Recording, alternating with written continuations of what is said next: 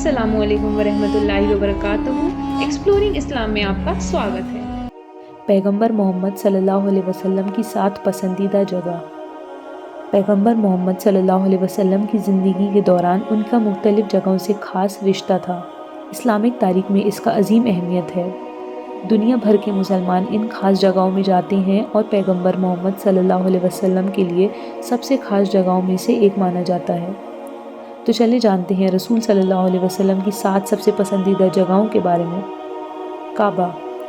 काबा इस्लाम में सबसे पाक जगह है और दुनिया का हर मुसलमान इसकी ओर मुँह करके अपनी नमाज अदा करता है। पैगंबर मोहम्मद सल्लल्लाहु अलैहि वसल्लम अपनी ज़िंदगी के दौरान काफ़ी बार काबा जाया करते थे। बाढ़ के नुकसान होने के बाद उन्होंने काबा को फिर से बनाने में शामिल हुए थे। काबा को पूरी तारीख में कई बार हर लिहाज से तराशा गया है।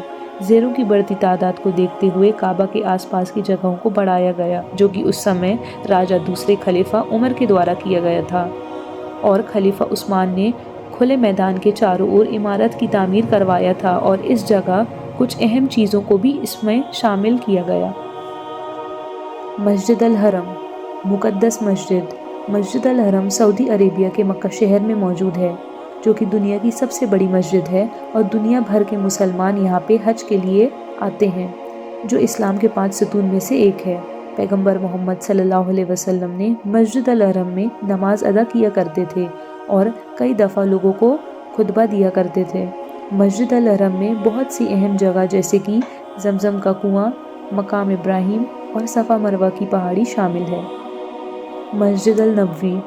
मस्जिद अल नबवी सऊदी अरेबिया के मदीना शहर में मौजूद है, जो कि इस्लाम की दूसरी सबसे पाक जगह है, और इस मस्जिद में हमारे रसूल सल्लल्लाहु अलैहि वसल्लम की कब्र भी मौजूद है। इस मस्जिद को रसूल सल्लल्लाहु अलैहि वसल्लम ने अपने साथियों के साथ मिलकर बनाया था और आज यह मस्जिद दुनिया की दूसरी सबसे बड़ी मस्जिद है। उहुद की पहाड़ी। उहुद की पहाड़ी मदीना शहर की बाहरी इलाके में मौजूद है। यह वो जगह है जहाँ पे 625 ईसा पूर्व मुसलमानों और मक्का के लोगों के बीच में जंग हुई थी। इस जंग में मोहम्मद सल्लल्लाहु अलैहि वसल्लम ने मुसलमानों की सेना की अगुवाई की थी और इस जंग में मुसलमानों को फतेह हासिल हुई थी। लेकिन इस जंग में मोहम्मद सल्लल्लाहु अलैहि वसल्लम बुरी तरह से घायल हो गए थे और उनके साथी बहुत से शहीद हो गए थे।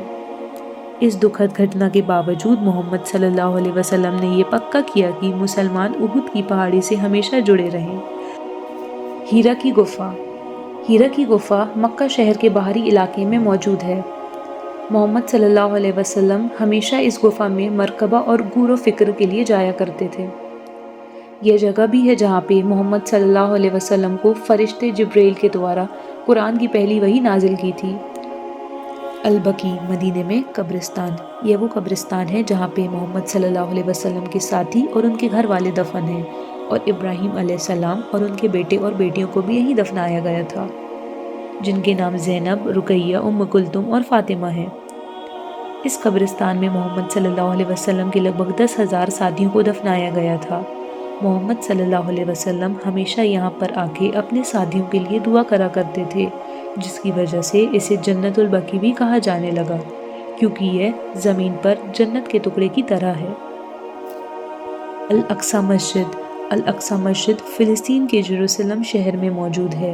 यह मस्जिद इस्लामिक दुनिया की तीसरी सबसे पाक जगह है। इसी मस्जिद से मोहम्मद सल्लल्लाहु अलैहि वसल्लम अपने अल इसरा वल मिराज से सफ़र के दौरान जन्नत का सफ़र यहीं से शुरू करते हैं। इसी मस्जिद में मोहम्मद सल्लल्लाहु अलैहि वसल्लम ने पहले के पैगंबरों के साथ दुआ में अगुवाई की। यह मस्जिद पहले किबला के रूप में भी जानी जाती थी, लेकिन बाद में किबला की दिशा बदलकर मक्का कर दिया गया।